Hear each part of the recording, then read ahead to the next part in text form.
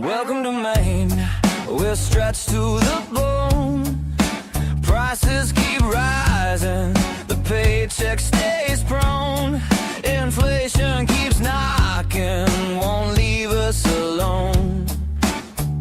They're selling the lie, groceries climbing, the gas tank is low.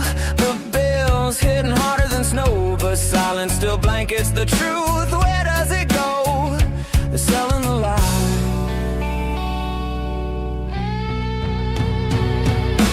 Housing is gridlocked from Portland to the county. Workers commute far past what feels soundly. Talk of solution comes yearly, not loudly. They're selling the lie. They're selling the lie.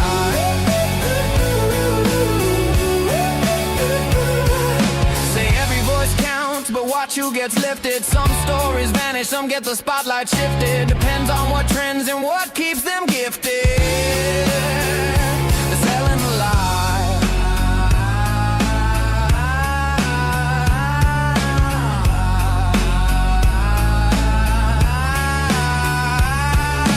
I won't believe them, I wanna believe, but truth's always stuck in between. Static and spin, drown the signal again. Nothing is what it seems. I wanna believe you, but every headline turns daylight into redesigned skies. Facts get twisted, context missing. We choke on the simplified alibis. Wanna believe you, but all I see is shadows where the answer should shine. The fact is fiction. Welcome to the Muddy Waters Podcast, where Mainers tell their stories, unfiltered. Good evening, Maine. This is Chuck Ellis, and you are watching the Muddy Waters Podcast. As usual, we are here to help the people of Maine better understand what's going on in our state. Unfortunately, we live in a state, in a nation, really, where the mainstream media has become a propaganda arm of the Democrat Party. So we are here alongside obviously the incredible work that the Maine Wire and Steve Robinson and now John Featherston are doing, and others who work over there, as well as Unquirer and Maine.X community, to help do what we can to add to the conversation and share people's stories. Stories are really a lot harder than facts and statistics. People don't buy facts and statistics now. Logic and reason are thrown out the window, but people's stories carry value, and it's really hard for people to say that's not happening when we have people telling stories of their own stories. And so today, this evening, I should say, we have with us a guest, Nathan Reardon, to kind of tell his story of what happened to him. We've labeled this lawfare in Maine because that's what it relates to. So thank you for joining us, Nathan. Yeah, thanks for having me. So, lawfare is really interesting because right now, obviously under the Trump administration, the arguments and the claims that are coming out in the mainstream media and from the left, in coordination, obviously, are that Trump is weaponizing the justice system, when in reality, I think he's actually just trying to make the justice system do what the justice system is supposed to do. Sure. And it's just one of those crazy gaslighting things that the Democrats are constantly doing to us, when we all know the lawfare that was happening under the Biden administration. We had a conversation a while back. It's been a little while. I remember many parts of it, but not all the details. But I wanted to have you on to be able to share your story of what happened to you. And how you were essentially targeted as a result, you believe, of your political views. And so tell us what happened what's your story? Where do you come from, and why? Yeah, I guess I usually like to have people say, where do you come from? And what got you to a place where you're having, political conversations, we'll say, in the public sphere, but what's your story? I used to be in Bangor, Maine, but I've left that city because it's a liberal cesspool run by corrupt government at all levels, and it's staggering. I never would have known exactly how bad it was unless I had actually been put through the ringer myself. I'm not saying that I am happy that happened because I'm certainly not, and nothing justifies it. But been a business owner since 1999, so I've got over 26 years in business. Multiple different businesses. I've run automotive centers most of my life. I'm an ASC Master Tech, one of the highest UTI certified techs that has ever graduated there in over 50 years. I've run restaurants, I've run convenience stores. I currently own residential real estate apartments in several different cities all throughout the state. I have had um, an unfortunate series of events with the government that I never envisioned. My father always raised me to respect the FBI and the CIA and just even local law enforcement and everybody. They have a very difficult job. I was always taught that the FBI is the highest trained, they're the most fair, they're the most just, they're um, elite. That's what I was taught. And I have found out that is not true.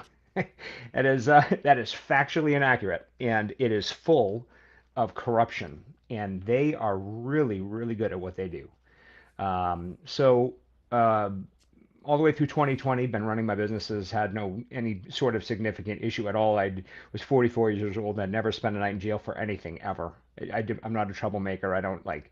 I'm not a criminal. That's not what I do. I actively avoid crime and have my whole life. So some of my staff at one of my restaurants in Newburgh had called me and they said there are some guys here with badges looking for you. And I was like, give them my cell phone number. And they're like, okay. So I had probably 11 or 12 of my staff at that location training. We had just opened up a restaurant there a couple months prior, and we were growing. Everything was going really well. We were training for some expansion. So they called me and they said, they called me from a private number and they said, where are you? And I said, my office is in Bangor. Here's the address. Come see me, right? So they come and show up and they show up in this black SUV and the two guys get out and very imposing and they come inside and my office at the time wasn't open to the public. And so they came inside and I locked the door and they got really nervous. They said, why'd you lock the door? And I said, I always lock the door. I said, is there like a problem here? Like, what are you guys even here for? Right? And so he said, do you have any lawyers? I was like, I've got a lot of lawyers. What do I need a lawyer for? I've got real estate lawyers. I've got tax lawyers. I've got contract lawyers. I've got what do I need a lawyer for? Well, you're the target of an investigation. I said, can you elaborate? Yeah, well, you're under investigation for bank fraud. I said, well, let's talk because I don't do bank fraud. That's not what I do. So let's chat. They said, no. If you have lawyers, we can't talk. Have a good day. And they just gave me a letter and walked. I said, okay, that's a little weird, right? I asked for a card or anything like that. No, they wouldn't give it to me. No, can't do that. So prior to this, these people had showed up at one of my former employees' homes at like 8 or 9 o'clock at night. I don't remember exactly when it was, but she was very intimidated by these people.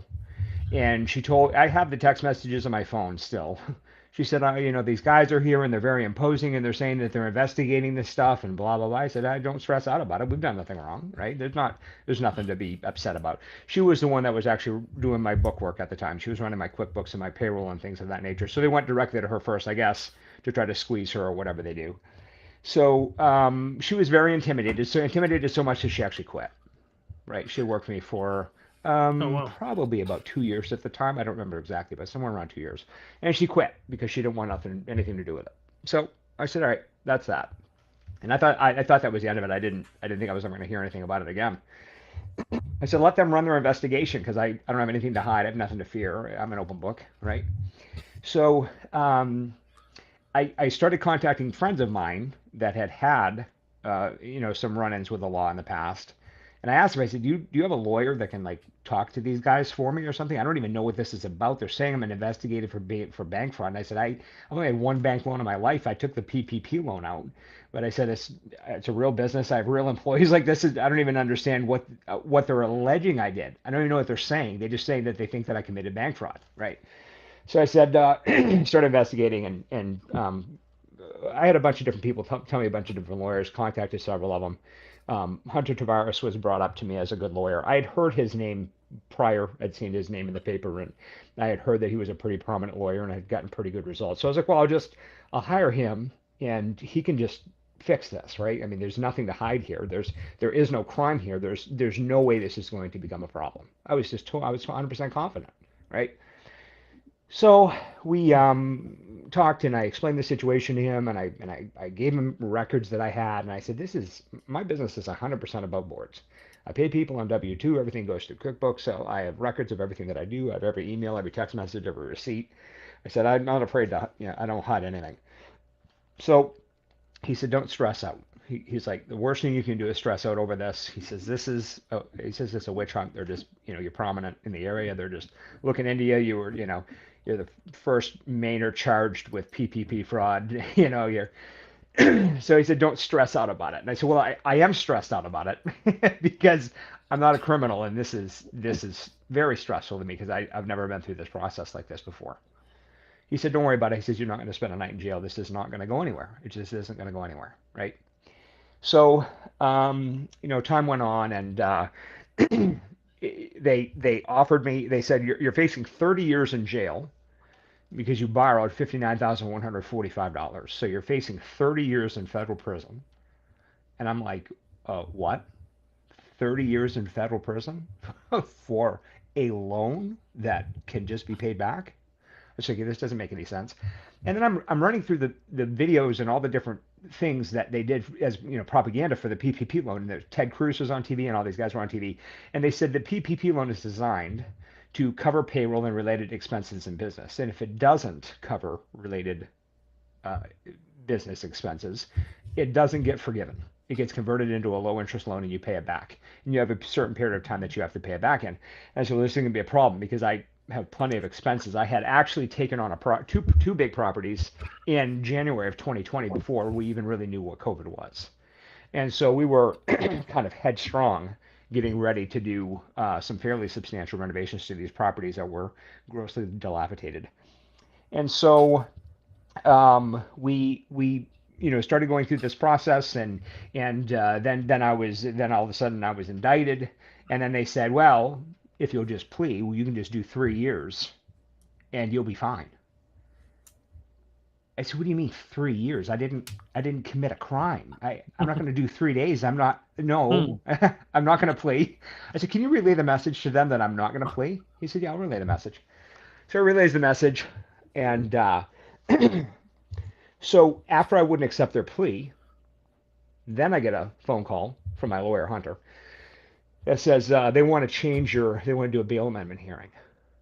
I said, what do you mean a bail amendment hearing? Well, you're on PR bail, and they want to amend it, and they want to change two things. They want to make it so that you don't have access to one of your employees, so you can't talk to them anymore. And then they want to make it so that you can no longer carry a firearm. I said, okay, the employee that you're talking about has been working with me for like 5 or 6 years. Had nothing to do with the loan. It didn't sign anything on the loan. Didn't have anything to do with the paperwork on the loan. Literally had nothing to do with, he didn't even know how much it was, right?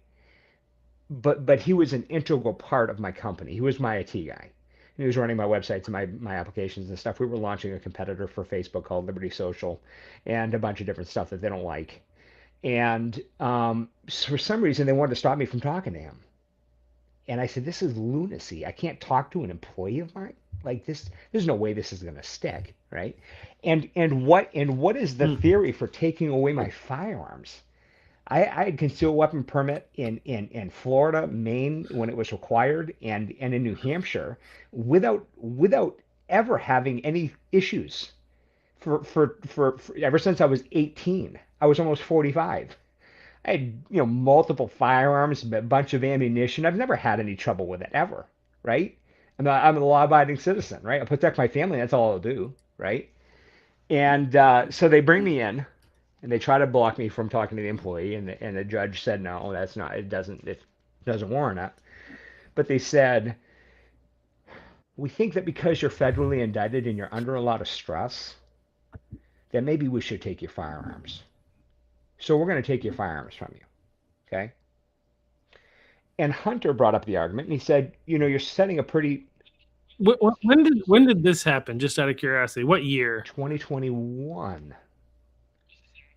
Was this after the yellow flag law was in I don't place? Is that how they? Because like I don't remember, to tell you the truth. how could they take away your how could they take away your They guns weren't like even legally? saying that I was threatening anybody. My probation officer said, I didn't even know you carried.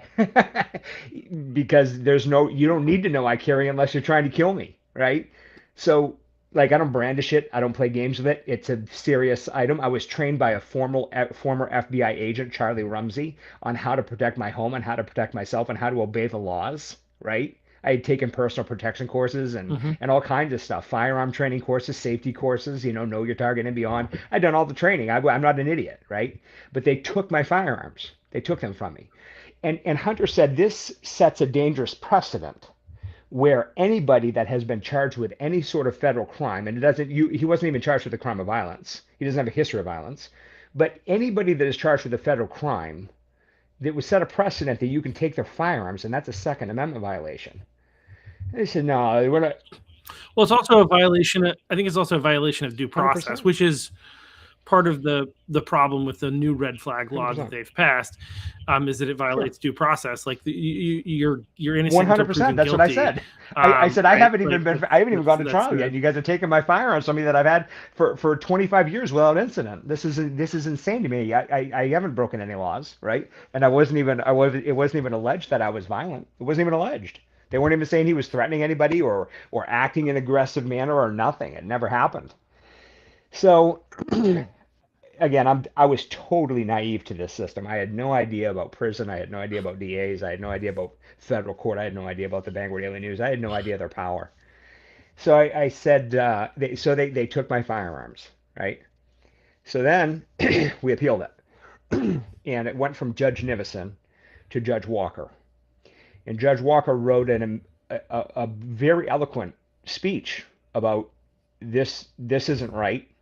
Nathan isn't violent, hasn't been violent, has no history of violence. It's unconstitutional to take away his firearms. You need to give them back. And I was like, wow, the system works. Here we go, right? So the PO was like, hey, congratulations, I heard you got your guns back, whatever. It doesn't make any difference to me. I just enforce what they tell me to do or whatever. And so 3 days later, nobody filed any motions. Nobody made any complaints that were public. And then all of a sudden, Lance Walker is sitting at home in his chair thinking, maybe I missed something with that Nathan Reardon guy. And writes another letter revoking my right to firearms. No new allegations, no new anything. So who is this guy? What is Walker his role? is the federal judge in Bangor, one of the lead federal judges. As a matter of fact, I think he's actually one of the lead judges. So he has the ability to just take away your firearms? Yeah. So first of all, Nivison did it. He took away my firearms, and then Lance Walker gave them back. And he said, it's unconstitutional what you're doing. You have no reason to take them from Nathan. He has no history of violence. He hasn't even alleged, even if he did this crime, it wasn't a violent crime. It's a paperwork error, right? And so you have no reason to take his firearms. 3 days later, he's sitting at home by himself in his chair, and he just has an epiphany. Maybe I need to look at Mr. Reardon again. And then just arbitrarily takes away my right to firearms. Interesting, right? So I know that you've got tons of story to tell. There are some other points that I want to get back into related to the bank stuff and kind of have some more conversation there. But before that, why are they trying doing to squeeze this? you Why into would a plea deal? I had no idea how the system worked. It's a ringer. But why? Why are they going? Why would they target you in the first place? I didn't know. I didn't know until I got 17,500 pages of discovery information while I was sitting in prison being held without bail.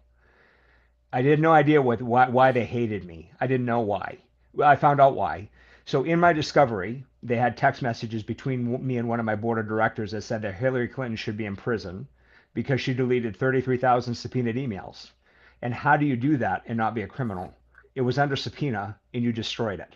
You actively destroyed it, and you went through multiple layers to destroy it. You are a criminal, right? Okay, bad. That's bad. I'm a Trump supporter. Aaron Frey has said it publicly. He said it in the newspaper. We have to find the Trump supporters, and we have to make sure that they can continue his agenda. He said it in the newspaper. It's not hearsay, okay? then Lizotte, Andrew Lizotte, the corrupt district attorney, that's my opinion, and we're proving it now, and they hate it. They are denying every FOIA request at every level. I have 18 cases before the First Circuit Court of Appeals right now because they won't even get to a evidentiary hearing locally because there's corruption, rampant corruption at all levels. Okay, so they won't even hear it. First Circuit has already struck him down, and he's mad about it, and that's fine. So then they said I'm a scumbag because I gave $10,000. I donated $10,000 to my church in 2020. I'm a scumbag. So I'm a Christian. I'm a Christian, and I'm a Trump supporter who thinks that Hillary Clinton should be in prison. I am too dangerous to walk the streets, Chuck. I'm too dangerous. I'm a father of 5. I've been in business for over 2 decades, setting up businesses and employing people all over the place, right? And I'm too dangerous to walk the streets because I support Trump, right? Trump. And because I'm an active giver to my church, I cannot be trusted, and I cannot walk the streets. I have to go to prison. So this was included in the, you said that 1,700 or 17,500 pages of discovery So for a this is some of the stuff that $59,145 loan. It's insane. So they're mad for you giving to your They hate church. me. Okay. I'm a piece of trash. And I said, hang on. I said, I actually gave in the past probably decade or so, I've given away 2 cars as well to people that needed them and asked for nothing in return. Make sure you tell them that too so you can know fully what a scumbag I am. Oh, and I've actually physically volunteered at my church to package food to send to Haiti to people that need it. Make sure you tell them that because if you want to know how big of a scumbag I am, make sure and tell the whole story. I've helped a lot of people, right? So we need to make sure that that's clear on how dangerous I am, right? So I didn't. So they're trying to force me into a plea. So they take the guns, and then at the hearing they say my lawyer says you should seal this so that people don't know that Nathan is walking around with large amounts of cash from his businesses and doesn't have defense. You should seal this. And you know what their logic was? Well, we can't set that sort of precedent. You can set a precedent that anybody who's under federal charges can get their guns taken away, but you can't set the precedent that you can seal a case that nobody needs to know about. Interesting. So then after they took the guns, then they come back to me and they said, oh, hey, since we got your guns, you want to talk about a plea deal, Mr. Reardon? How about 2 years?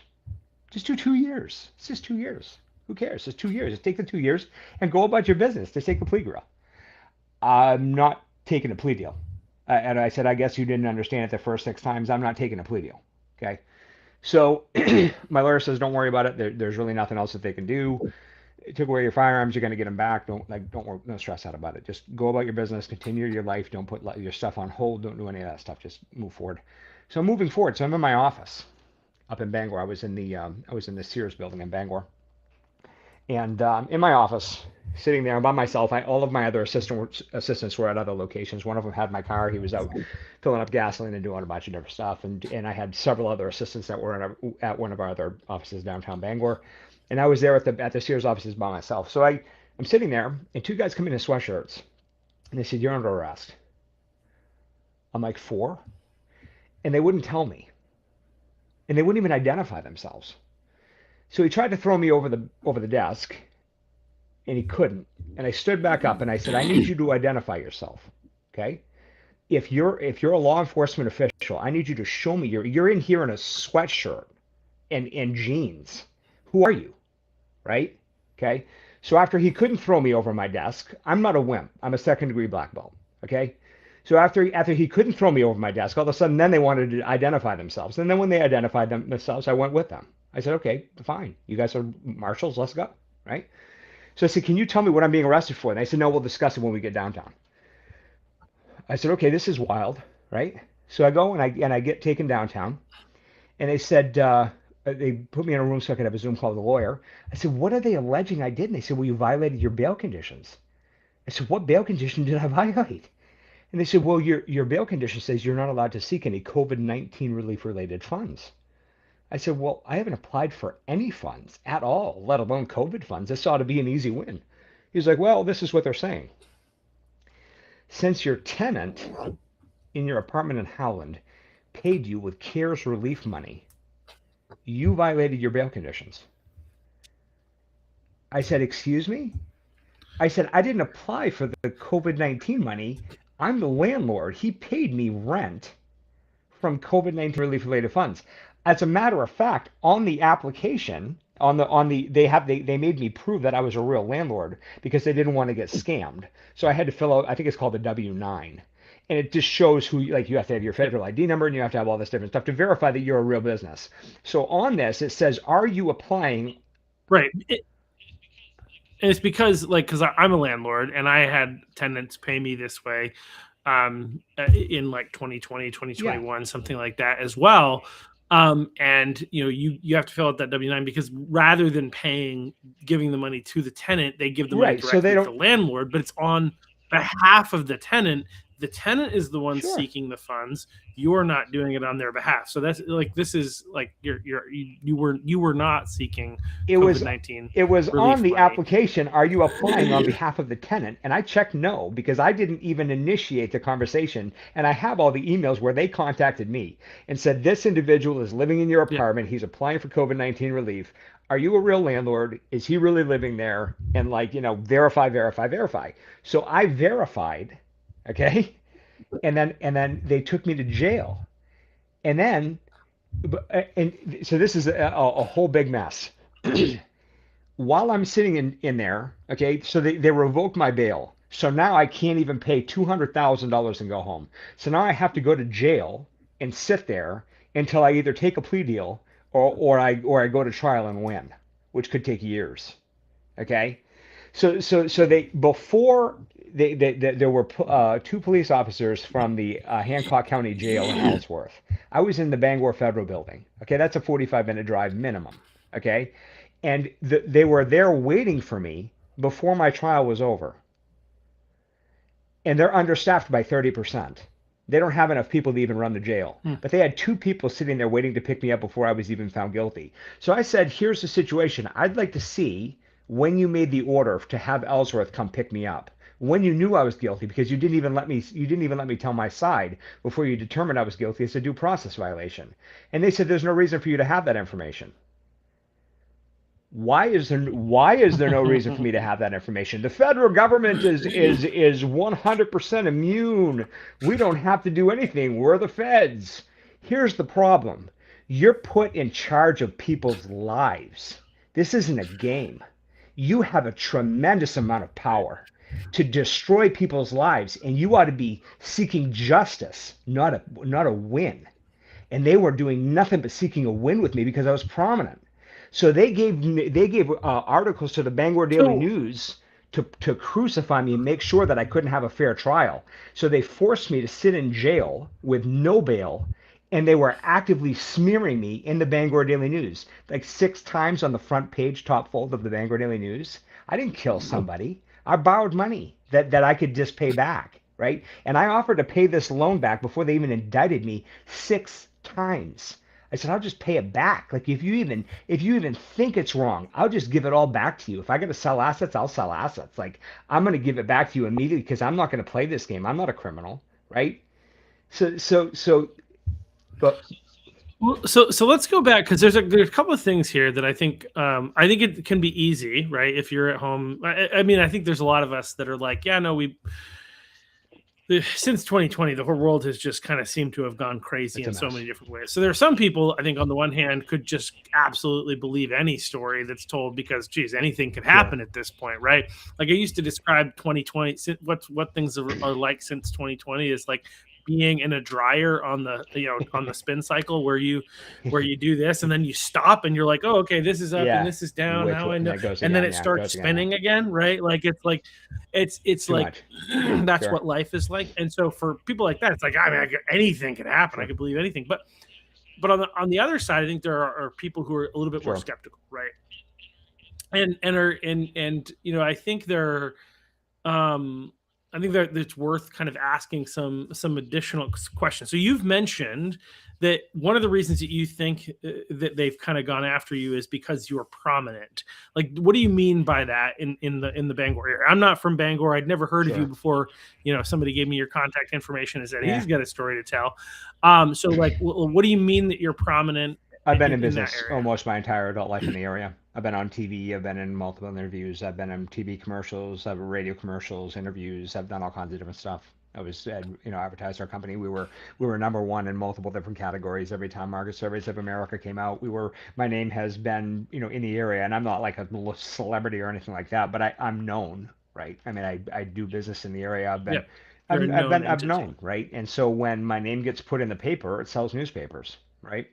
So something I found funny was they were trying to talk to this employee of Yeah. mine, and they said, "We want to do, an interview with you. You want to talk to us." And so he messaged me and he said, "Hey, these guys want to do an interview with me. What should I say?" And I said, "Just do the interview with them. You got nothing to hide. Just go, like talk to them and do your thing and get them out of your life. They're going to find out very quickly that you had nothing to do with it. They know you didn't. They're just digging." So he contacted them and he said, I'd like to go ahead and do the interview. You guys can come over to the office and do the interview with me." And they said, "Oh no." They said, "We're not going to the office." And he's like, "Why not?" And they're like, "Well, there's audio and video recording in every office in that building."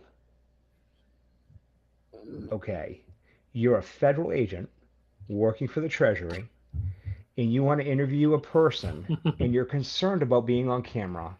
That is wild. So he said, "Lose my number. Don't call me again." They said, "Oh no, you can come down and talk to us down by the mailboxes, down by the front, because there's no cameras down there." Really? Okay. Now I'm thinking, this is insane. This is out of a movie. This is insane. So I call Hunter, and he's like, "No, this isn't unusual." He said, "I've had him coerce, plea deals or guilty pleas on non-recorded interviews when my client said I didn't admit to anything, and they come out of the interview saying, 'Oh, he admitted to it.' And then it's a federal agent's office, a federal agent's word against yours." And I'm like, shouldn't they all be wearing body cams like 24 hours a day to make sure that everything that they do is fair and nothing, they're beyond reproach? I didn't say that. I didn't do that. You didn't do that, right? There's no allegations that can be made against anybody, whether it's a federal agent or a whack job criminal, right? No, they don't want to do that. So then he said, "I want to talk to you ever again." They said, "Haven't you heard all the negative press about him? Haven't you read the papers?" Let me ask you a question. What does a federal agent from the Treasury in Boston know about local news in Bangor, Maine? You think they read the Bangor Daily? I doubt it. Do they plant stories? Clearly. So they plant these stories. They fabricate these stories to smear people to get them into a plea deal. So my entire time through this federal system, I've been hearing everybody saying the feds are like the best. They have an 85% conviction rate. They are savage in court. Stop. No, not true. They force people into plea deals out of fear. That's what they do. Okay? People like me that don't understand. I would go beyond the. It's not just the feds. I think it's much more. It's justice system so much. wide. Force pleas. The justice system is a very, very broken. I have personal knowledge of somebody in a situation here in the state of Maine who I was very close to, who was, it seems like from everything, like as I've analyzed the situation, they were coerced with the help of their lawyer into taking a plea deal for something that they did not do, because otherwise they wouldn't have, they would have a longer road back to having It's identical. It's identical to what happened to me. Situation. They didn't do anything wrong. And so and that's why I want to highlight this, because it can be easy for people to say, okay, this guy's crazy, right? But this is something that does happen, unfortunately, here. Some people who've gone through it are like, yeah, no, we know. But it is something that happens. And a lot of times the DAs are making deals with the defense 100%. Attorneys to, we'll give you this one, and I'll give you that one. I heard it my entire time all this kind prison. Of stuff. They throw 3 guys under the bus and they get the guy that they want. Or they give 3 good deals to these guys and they give this guy the harsh deal. It's a game, and they're basically playing chess with people's lives, and it's insane to me that this can go on. Look, here's the situation. Well, it's because it's become so politicized. Right. I mean, the justice system, this is where, I mean, I'm not advocating moving to Florida, but if you do, I understand. I want to win here in the state of Maine. Part of why I do what I do is I'm trying to get enough people to know what's going on, to be able to push back and like get the right people elected so that we can change 100%. things here. But like, in Florida, DeSantis, got rid of like one of the activist judges who, like, not the federal activist judges, but the DAs, I should say, who was not prosecuting crime, because that's one of the problems that's happening is they're not prosecuting crime, and then they're selectively prosecuting it. Yes, well, that's down here. We've got the wonderful, lovely Jackie Sartoris, who spouted some wild conspiracy theories about like who had actually killed Charlie Kirk, and a number of other things, and just is like incredibly, she was trying to position herself. She saw us back, but she was trying to position herself as being like more of a moderate. But when Charlie Kirk was assassinated, since then, she just is like, it's all on the table. And she has exposed herself as being like as far DSA as you can be, and very, against, the Constitution. And this is a huge problem that we have here in our state and here in our country. Anyway, so I feel like it's really important for people to understand that that's a reality. If you're paying attention, this. One of the other things that I want to kind of go back to, because I think there's a lot of people that have PPP loan. What does that even mean? So I worked in banking for 15 years, and I actually processed a whole bunch of PPP loan applications. So I was working with small businesses like you, and basically these were loans that were given to businesses during COVID so that they could afford to maintain their employees as part of their payroll. Like, the idea was, we're forcing people to shut down. We want to make sure employees stay connected to their employers so that those businesses don't completely go under. And when things open back up, the employer is still connected to the employee, if that makes the employee is still connected to the employer. And the parameters were very simple. We looked back at your like, depending on different financial institutions, I think, kind of used different processes to determine how much somebody was eligible for. But ultimately, it was looking at historic payroll. And based on historic payroll, this is how much money you get. And as long as you use it, there were a number of different categories. One of those categories was, and most businesses were able to use it completely for this category, which was just employee expenses, like paying their employees. But they could have, there are other things that also did qualify. But to your point that you said earlier, if you don't do it the right, if you don't qualify for full reimbursement, no big deal. You just have to pay it converts to a loan, not a felony. Right. Right, exactly. And so, like, it's like when you first told me that you were being investigated by the federal government for a PPP loan because you supposedly didn't qualify for it or whatever, was mind blowing to me. I'm wondering, did they also prosecute the LA Lakers? No, absolutely not. No, why not? Because the LA Lakers applied for and initially got a $10 million. I believe, absolutely, it happened all over the country. PPP all the country, loan, multi-billion-dollar organizations. Steak and shake. I think is what it is. Yeah. Shake and steak, whatever it is. They also got a number of their franchises. Ruth's Chris Steakhouse. And so tons of these people.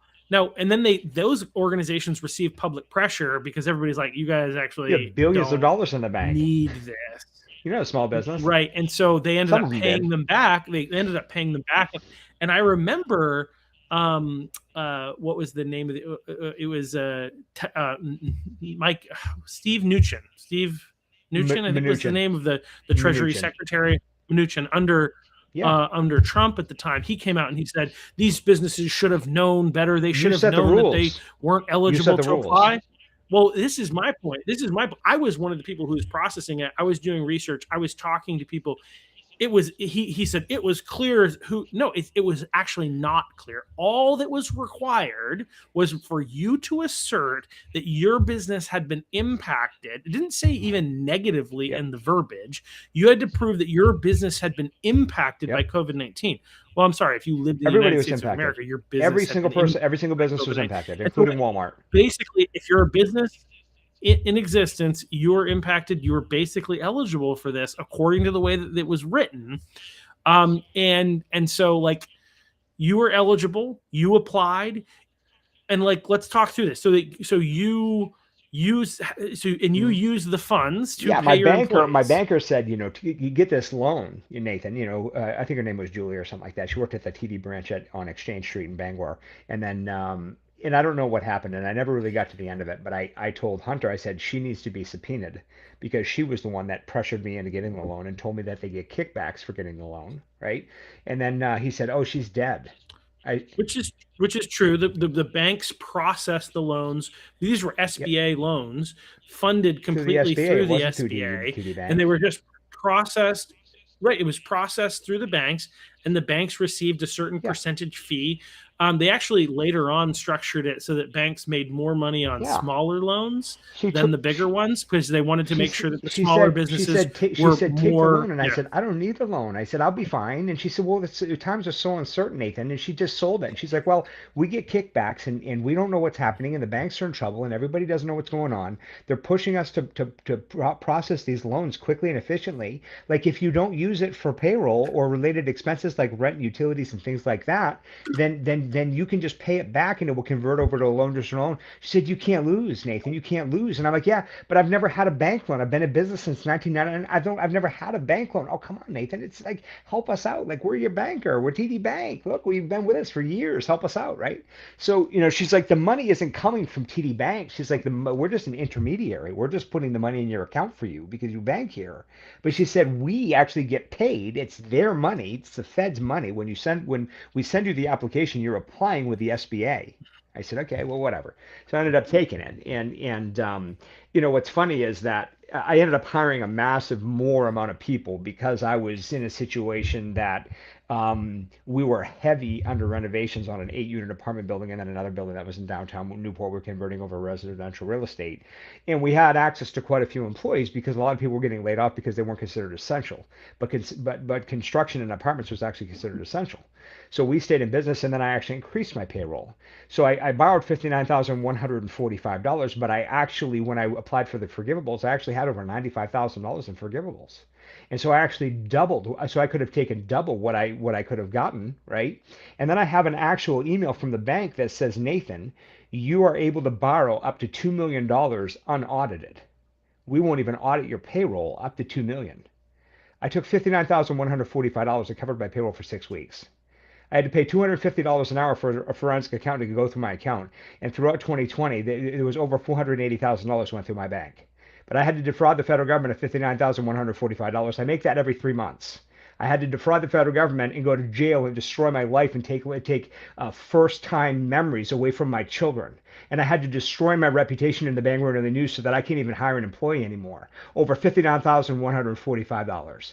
When I had 11 assets all over the state, the feds came unannounced to my locations. Unannounced. I didn't know they were coming. They went to 6 of my 11 locations before they found me. They know that I'm real. They know that I'm not a fake. They didn't even allege that I'm a fake. They didn't say he lied and said he had employees and didn't. They didn't say that the employee information was fake. And I told the judge, if you can find something on this $386,000 payroll, I think it was 280, I think, 280,000 that year for payroll. If you can find something, if you can find a fake social security number on this, or if you can find a name on this ledger that doesn't have signed, sworn affidavit employee documents with me with W-4s and everything filed, I'll eat my socks. I'm not a fraud. I'm not a fake. Everything I did is real, right? So what happened was the banker down in TD Bank, they said, I want you to do a projected 941 because your quarter hasn't closed. You didn't file it yet.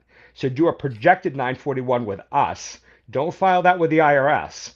And then when you close your quarter, go ahead and do the amended, and that's the one that you file with them. If there's a difference, we'll figure it out through the bank, right? And so what ended up happening was the submitted 941s to the bank, which they requested. Steve at TD Bank in Portland, I have the email. Okay, I asked for guidance the entire way through this, and Andrew Lazat, in all of his liberal wisdom, said the reason he was asking for all of these questions is because he was trying to defraud the federal government. And I said, you idiot, fraud is quiet. If you're trying to defraud somebody, you're going to be quiet about it, and you're going to try to do it underneath the rug. I'm going to draw the attention of the entire state of Maine TD Bank to my documents when I'm trying to defraud you for $59,145. Here's what's wild. $59,145. I got 20 months in federal prison. 20 months. Ended up being 29 months because I hate my guts. So I got 29 months in federal prison. There was a guy in Waterville that borrowed money, 1.3 million, on a fake business. Fake. Lied about employees, lied about everything.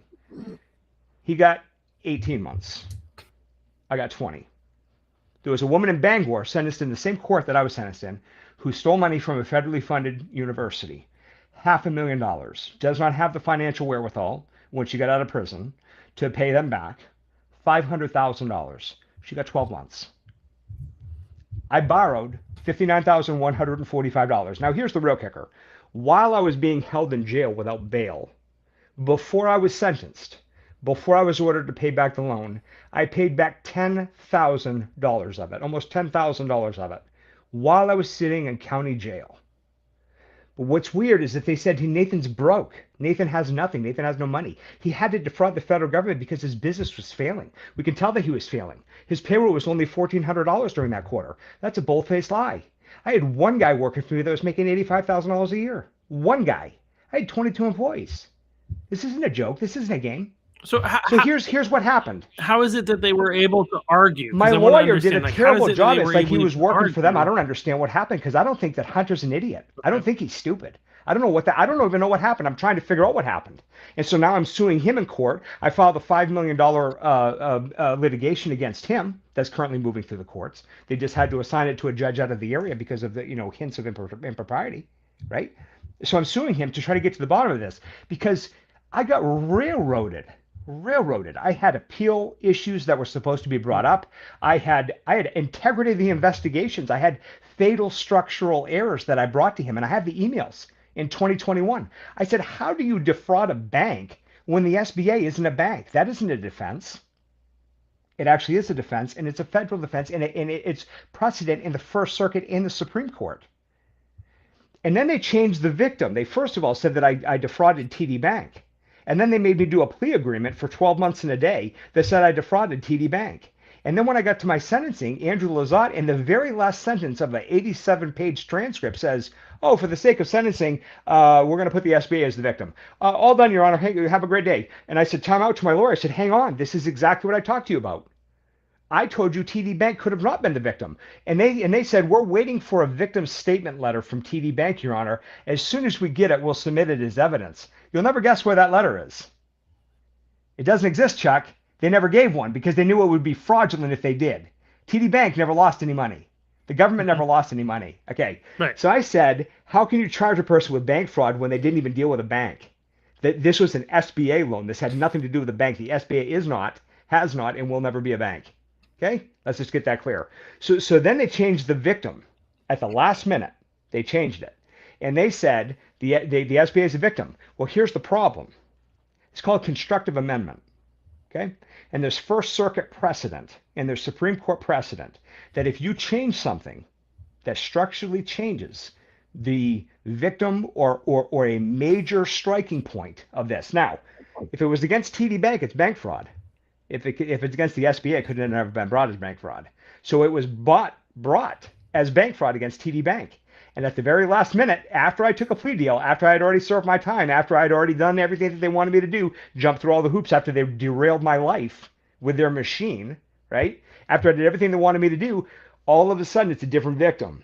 Constructive amendment. The law says, the Constitution says you have to go back to a grand jury and you have to re-indict them on the person that is in the end agreement.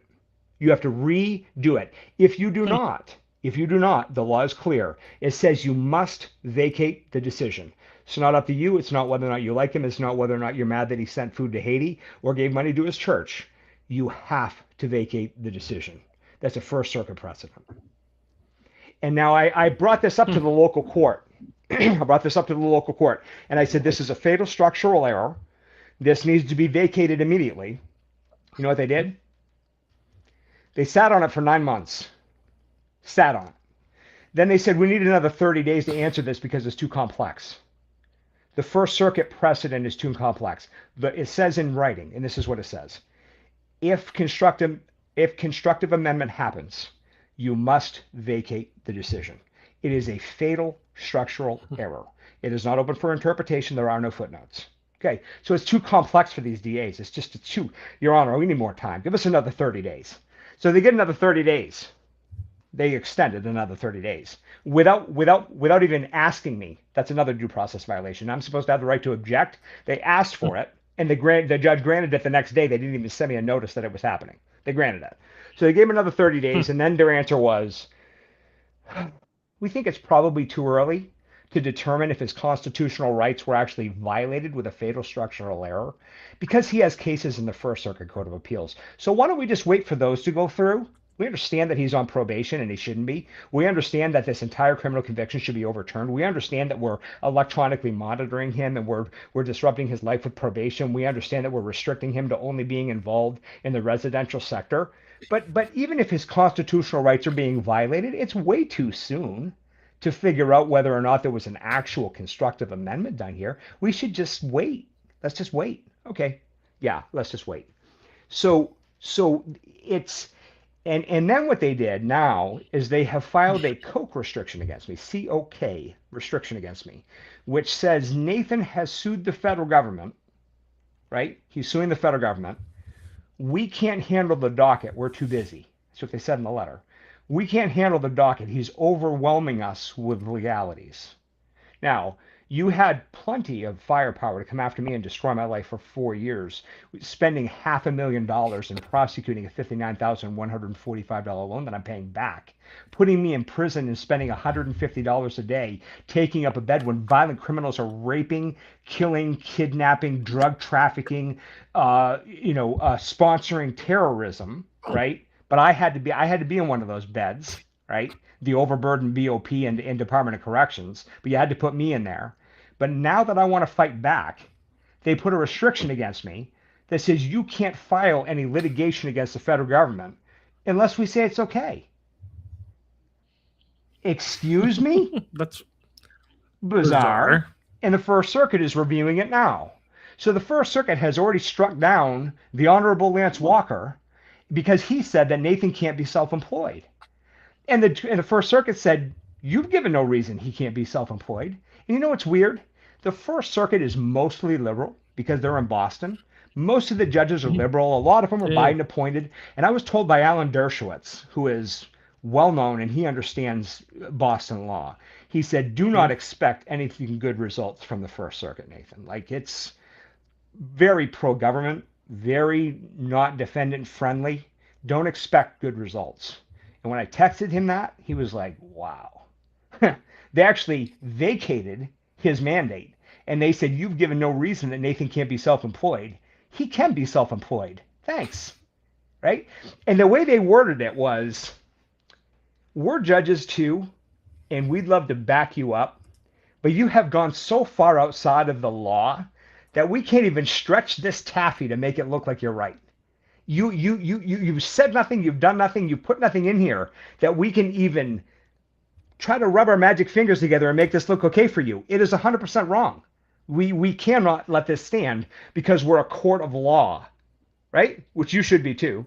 But we are a court of law, and you have given us nothing that says he can't be self-employed. Therefore, we vacate the decision.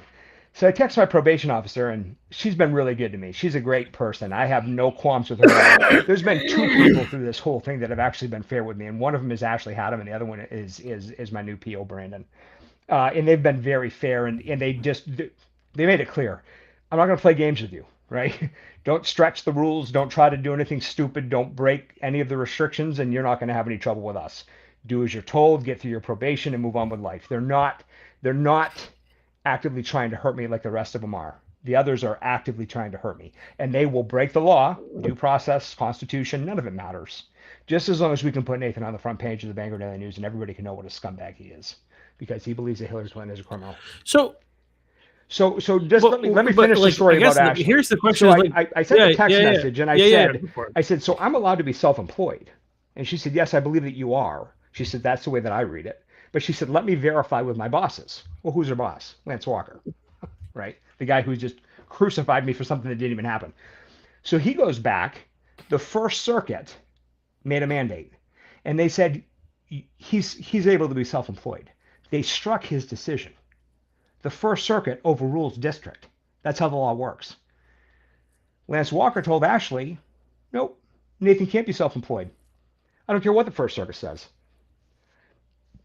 He believes that he doesn't have to listen to the rulings of the First Circuit.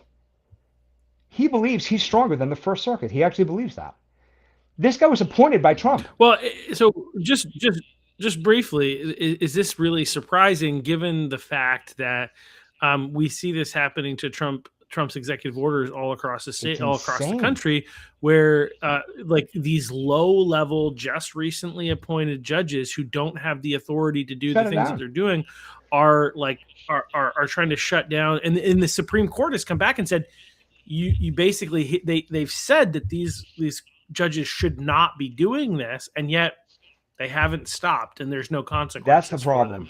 And so I wish it was surprising, but it's just it's a frightening world to scary. live in today. And I tried to approach Walker as a human being and just said, like, at least have an evidentiary hearing and understand that you got a one-sided story. Initially I wasn't even blaming Walker because Andrew Lazat is so slimy and he's such a corrupt. Just when he walks in the room, you can like smell the grime on him. He's corrupt. He's just an evil person. He's nasty. He loves human suffering. It doesn't matter the level that it's on, as long as he's getting his win, as long as he's putting a feather in his hat. To hell with the law. You have a constitution. What is that? Can we read that? No, we can't read that. Can we interject it into our pleadings? No, we don't want to hear about that. We're not even going to have an evidentiary hearing. So initially I was thinking Walker just didn't get my side. So if I could just tell him my side, he would be like, you know what? We might have made a decision that was maybe wrong, right? Maybe not even totally wrong, but maybe just a little bit wrong. Maybe we went a little bit by the Bangor Daily News. Maybe his lawyer didn't really do a good job giving us the evidence to prove that the stuff that the DA was saying isn't true. Here's the wild part. The DA said my payroll was $1,400, okay? And then they were speaking out of the other side of their mouth. They love talking out of both sides of their mouth at the same time. It's a gift. I don't even know how they do it. So they said his payroll was only $1,400. And here's what we don't understand. Every 2 weeks, Thursday or Friday, every 2 weeks, Nathan would go to the bank and he would make very large cash withdrawals, $7,000 to $10,000. Where'd that money go? It's payroll. Genius, it's payroll. I have signed slips that I gave to Hunter to present it as evidence. Signed slips that says I was paid in cash on their W-2. I gave them their stub. Right? Everything was still processed through a payroll system. Taxes were taken out, W-2s were filed, everything was filed. But a lot of them, they were carpenters and all kinds of other people working for me. A lot of them didn't have bank accounts. A lot of them didn't want to have to go through the process of getting a check and having it sit in their bank account 2, 3, 4 days or whatever. Okay? Everything was in upheaval. The entire world was on fire. So I said, okay, we'll just make sure that they're not going to have any trouble clearing their checks and getting paid. And we'll give them cash for what they're owed. And they signed it. I received cash. And it was $7,000 to $10,000 every 2 weeks, exactly what I said it was. But they put in the evidence that it was only $1,400 in payroll because that's all that went through the bank in checks. Right. So a couple of questions, because I worked in banking, again, as I mentioned, for 15 years, and it is not a normal thing. I will highlight, like, for a business to do. It's not completely out. It's not something that never happens, right? Especially depending on the type of business that you're talking about. If we're in construction, sometimes this type of thing can happen, that people will pay their employees in cash. But it's not normative, and just if you're at home, I wouldn't recommend it. Like, but like I think the part that I want to highlight from our conversation before, like, the people that they didn't just sign affidavits, they also got W-2s and paid taxes on the money you paid them. And so 179 like W-2s, I think, that they year. paid 179. they paid taxes based on the money that you gave them in cash. They affirmed, like I think you said, they did affidavits swearing that they received Yeah. these funds, and they paid taxes Yes, on and they these received the funds, W-2. required, and they received their Yeah. W-2, and yet they're still rejecting that because it didn't come out in the form of checks. Here's a question: are you legally required to pay employees in the form of a check?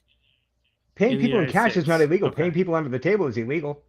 Everything was processed, and they were signing the actual pay stub that showed the amount of taxes that were taken out. And I have actual copies of those with a signature on them. And you paid the Yes. taxes It was on their gone. essentially on their Everything behalf, was though, going your through the behalf, government. whatever. Yes. And that didn't sway To them in hell with court. the evidence. This doesn't fit our narrative, Chuck. We're not going to bring that in. And my lawyer didn't even admit it. My lawyer didn't even admit it. He said there was $1,400. It was in the indictment that it was $1,400 payroll. And I was like, BS. Show the stubs. I sent them to him. Show them. They never got admitted. So there's so much of this that just makes my head kind of spin a little bit. So again, $59,000 approximately, 59,154, I think you said. In a little corner of Maine, I mean Bangor, Maine, sure, but what in the world? Why are the feds targeting? I understand, you're prominent in Bangor, but it's Bangor, right? I don't understand. I don't understand. You spent $300,000 investigating me. You spent $200,000 putting me in jail for a $59,145 loan that I paid back $10,000 of while I was sitting in jail. I only owe you $49,000. Let me pay it back. I didn't try to hurt anybody. I didn't try to defraud them. I didn't do anything. The loan wasn't even due yet. They put me in jail before the loan was even due to be paid back. And then they said he wasn't even, the DA said under oath, swearing to the judge, he said Nathan wasn't, his company wasn't entitled to a loan. It's in writing. It's in the transcript. He wasn't entitled to a loan. So I just came across a document a couple weeks ago. I've been siphoning through these tens of thousands of pages of documents. And so I get through it, and there's an email coming from the SBA in around, I think it was August or September of 22, while I was in prison. And the email says he was entitled to the loan. We just think that maybe the amount was off a few $1,000s. And so we need more documentation. It doesn't say he was not entitled to a loan. It does not say his business was fraudulent. It doesn't say his business was fake. They didn't even allege that. One thing they were very upset about was that I had 6 or 7 corporations at the time. What, does anybody need 6 or 7 corporations? Well, I have I have 160 patents that I'm working on. What is it? Any of your businesses? How many corporations I have? And all of a sudden, Andrew Lazard, who has never owned a business in his life, and Lance Walker, who has never run a business in their life, and they've never employed anybody in their life. All of a sudden, they're the world's leading experts on business. How? Where did you go to business school? How many times have you run a business? You know nothing about this. I'm the expert. I've been doing this my entire life since I was 17. Okay? And I have actively avoided prison my entire life. I've been offered 50 times. People say you can launder money through your company. You've got hundreds of thousands of dollars going through your corporations. We could launder money through your legitimate businesses easy. We'll give you $10,000 a month to launder money through your accounts. No. Nope. And now you're not even my friend anymore. Do you lose my number? Don't even talk to me anymore, because I'm not a criminal. I'm not going to do this. I support law enforcement. I support justice. Look, here's the situation. Prison is necessary.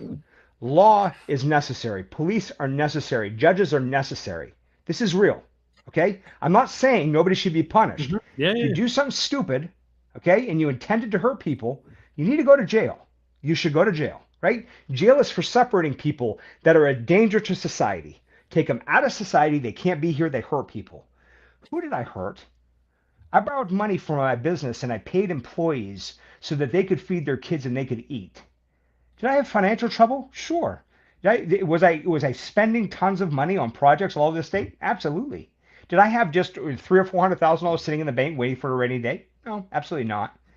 But for them to give this flat out narrative lie that I had to defraud the federal government or I was going to have to close my doors. I've been in business since 1999 without you. I don't need your help, right? Did it help? Sure. Did it change the way that I do things a little bit? Sure. Because now the money that I would have normally used for payroll, I could use for other things, spending it on, different things that needed to be paid for, or expenses for the properties or things of that nature. Did it help? Sure it did. Did it change my life? Absolutely not. I wouldn't take $1 million knowing that I was going to go to jail. I wouldn't take $5 million or $10 million. You know why? Because I know how to make money. I can make money on my own. I work 100 hours a week, right? I made my first million before I was 25. I'm not an idiot, okay? And to think that I'm going to take time away from the only thing in my life that matters to me, which is my minor children, 5 of them. My daughter was 1 when I went to prison. She almost didn't even know who I was when I got home. Do you understand what that feels like? I hope you never do. Okay? It's the only thing. It's the only thing that matters to me. Yeah. Okay? And these rotten individuals didn't want to get to the truth. What really happened? Can you explain to us what really happened? Of course I can. Let's sit down and have a conversation. And my lawyer through the whole thing was like, don't you dare talk to them. Don't you dare rebut the newspaper. Don't you dare do press. Don't you? This is the first interview I've done since I was indicted in 2021. And you know what's weird about the timing? You know what's really weird about the timing? This alleged incident happened in the beginning of 2020. The beginning of 2020. April, May of 2020. You know when I got indicted? Yeah. You know when they came after me? Right after Trump lost the election. Weird. Why didn't they charge me? Why didn't they charge me when Trump was in office? Why didn't they charge me when there was a Trump DA running the feds in Maine? Why? Nope. There's a reason why. Because they wanted to come after me because of my political affiliations and because they didn't like me. I don't know any of these people. I had never had any dealings with these people. I didn't even know. You want to know the truth, Chuck? I didn't even know the federal court was in Bangor in the Social Security building. I didn't even know there was a court in there. I didn't even know it was there. Me neither. This is news to me. Yeah, I'm not aware of these things because I don't go to court. I don't go to court. I'd never been. Yep. I'd never been. So, like I said, it's to me, it's more disheartening because it's almost like finding out that Superman isn't a real hero. When you find out that these officials that have these really crazy credentials and these lifetime appointments and this massive amount of power, and they don't even bother to look below the surface. They dig until they find something that looks a little bit weird, and then they say, we got enough, let's go. Rather than searching all the way down to the bottom and saying, is this person really a criminal? Is this person really trying to defraud us? Does this really make sense? $59,145. They saw everything. They saw my accounts. They saw my businesses. They saw my employees. This is over a year after the alleged fakeness. And they just show up at my properties all throughout Maine. They drive up here, 2 officers from Boston, and they randomly ran into 20 of my staff members before I even knew they were looking for me. So it wasn't like this was some well-orchestrated scheme to like, put up smoke and mirrors. Hey, quick, make it look like we got employees. Like, they just showed up. I didn't even know I was even in trouble. And so it's like taking the wind out of your sails that these federal agents from Agent Pelham in the Treasury in Boston to the local judges, to the district attorneys, to the local lawyers, to the liberal dish rag Bangor Daily News, and they all work together in concert to destroy people's lives just because they believe differently. Look, here's the situation. I disagree 100% with everything. Almost everything, maybe not everything, but man, 99.9% of the crap that Biden and Obama ever did, I think that they're absolute idiots. Do I want to see them dead? No. Do I want to see them shot on live TV? No. Do I think they should be in jail for prison or in jail or prison for the rest of their life? I don't even know, right? I don't wish ill on my enemies like that. But when the liberal elite look at you and say you're different and you have a different opinion than we do, right? You believe in God and you believe in country and you love your country and you support your country. Trump's campaign was the first presidential campaign that I had ever contributed to, ever, because I believe that he could save us, right? Not like he's our savior, but I think that a businessman has a good head on his shoulders and he can get in there, and he's not a politician. We don't need politicians. We need workers. right? Yeah. We need people that know business and understand economies, right? I don't need somebody who's been in the Senate for 40 years and never held a private sector job. I don't need that, right? So it's disheartening to go through this process and have your life destroyed, where your every waking minute is trying to recover from the damage that the federal government has done to you and your children.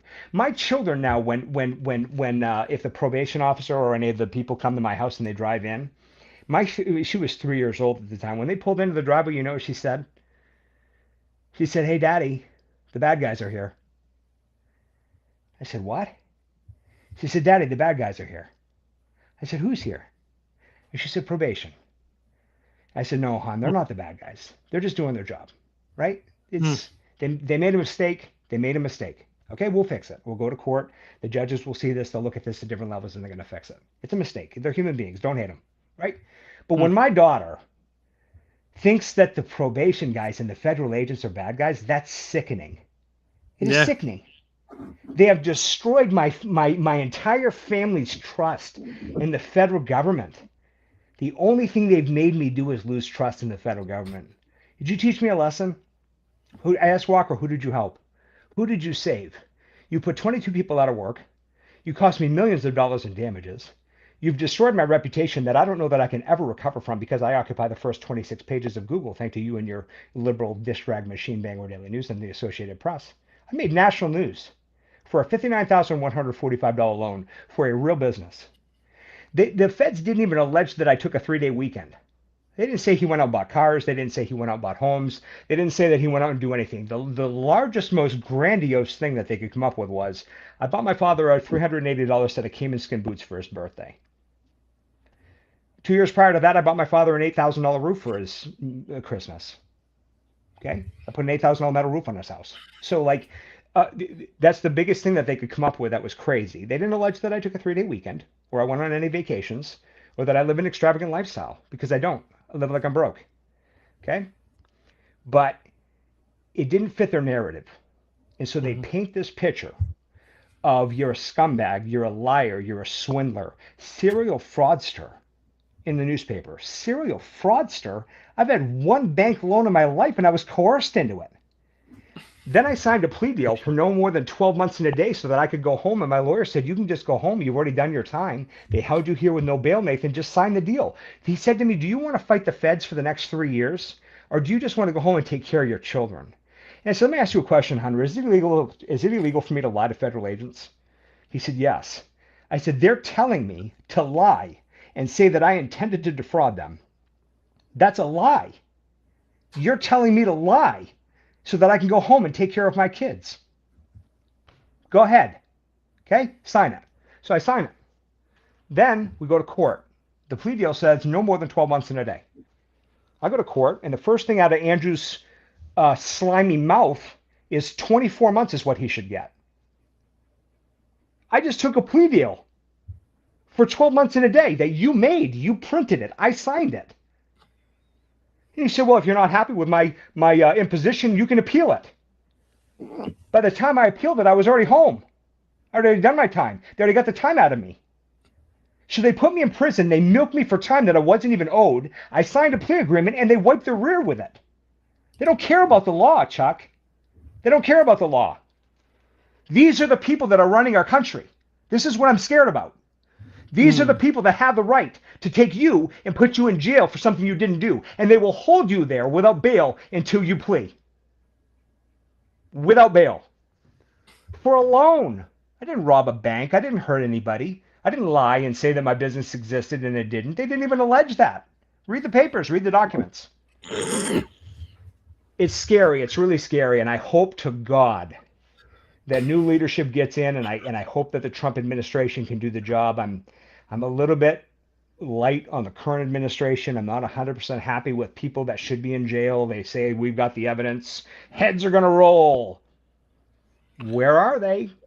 Yeah, Right? I can't say that I'm very excited about Pam Bondi. That's Honestly, my concern too. I haven't seen what I'd like to see. I think totally agree. if we're holding people accountable, we need to hold people accountable. I know that 100%. both Hillary and Bill Clinton refused to show up to their subpoenas, and They were subpoenaed, and then nothing's are, happening. And when Steve Bannon did that, he ended up being arrested, right? He went to jail. He went to jail, and so like, is that going to happen? Are we actually going to prove that that there is justice, even I don't know. no one is above the law?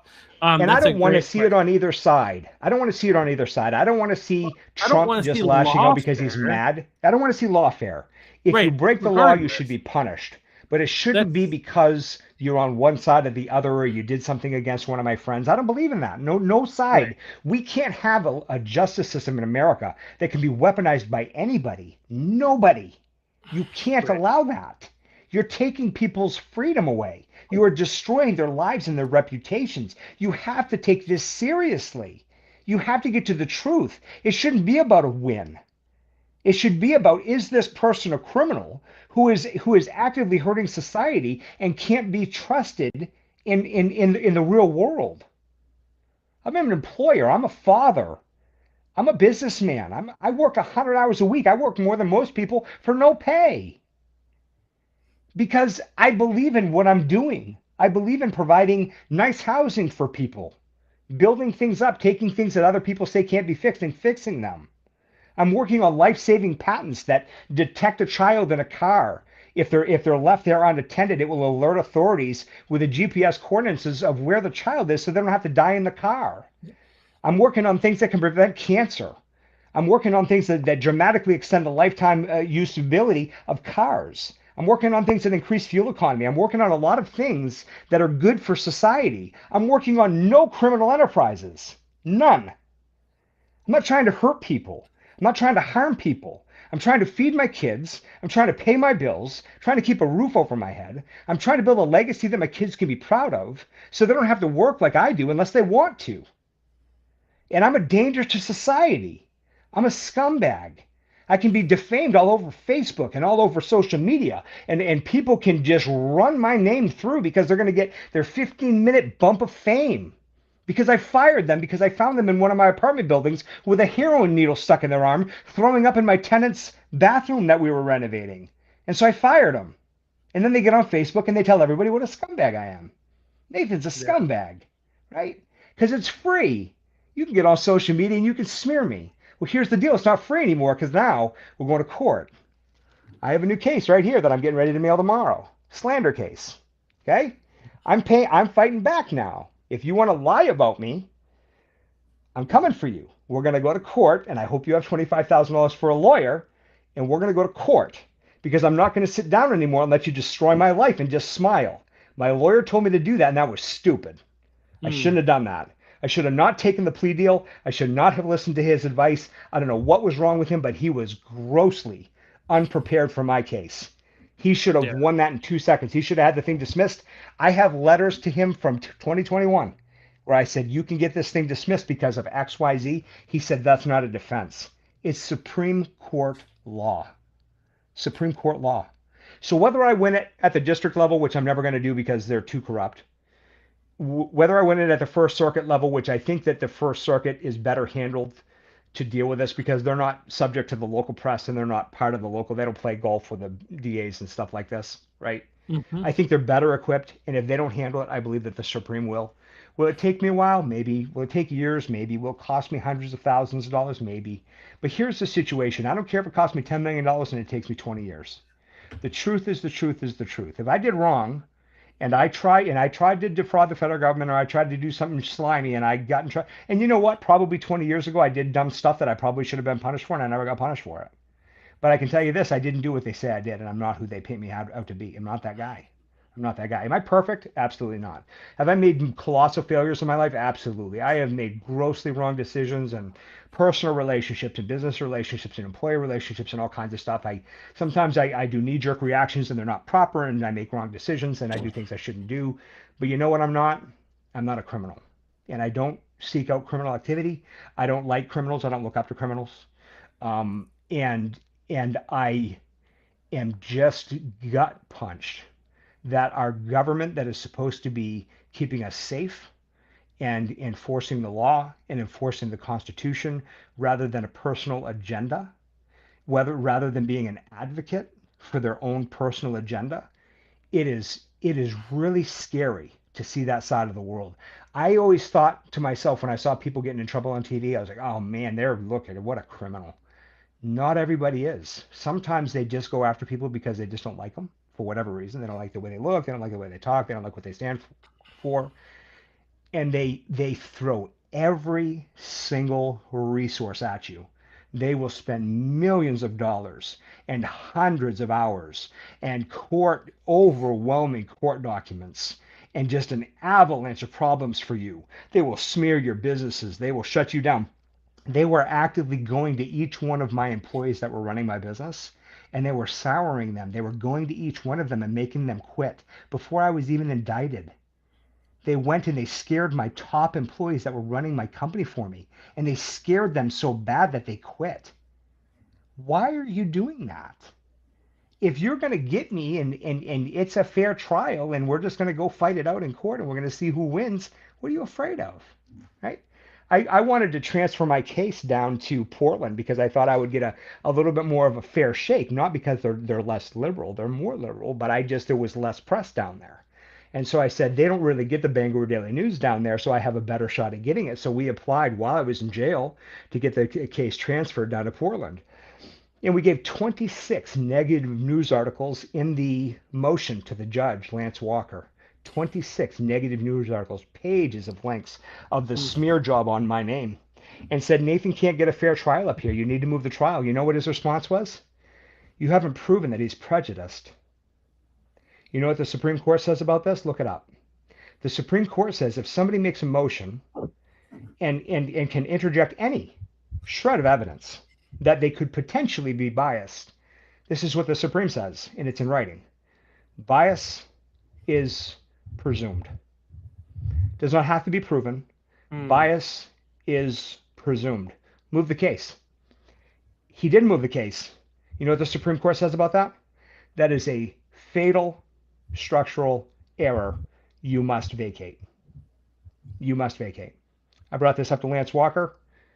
We went to an evidentiary hearing. Oh no, I'm sorry, we didn't go to an evidentiary hearing. He dismissed it. I know it's unbelievable because the last 21 cases that I brought against the federal government got dismissed on the first level, right? 18 of them are in the First Circuit right now, and 2 of them are getting ready to go to the Supreme. Yeah. It's wild that they get paid to destroy your life. And then you have to pay hundreds of thousands or millions of dollars in legal fees, or you have to pay with your lifeblood, your own time, researching laws to find out how you got screwed. I don't want to be a lawyer, right?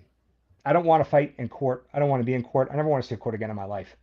But I have to do it. I have to fight them because if they go unchecked, they will continue to just destroy lives and destroy lives and destroy lives. Look, I'm not saying everything that they do is wrong. Sometimes they get it right. Sometimes they put away the bad guys, and they're putting away drug dealers, and they're putting away people that hurt children, and they're putting people away that deserve to be away. They absolutely do it. And I'm not saying that they're useless or that their job is in vain. That's not what I'm saying. I'm saying rather than looking for a win, they should be looking to get to the truth. And if they're wrong, they should just admit it.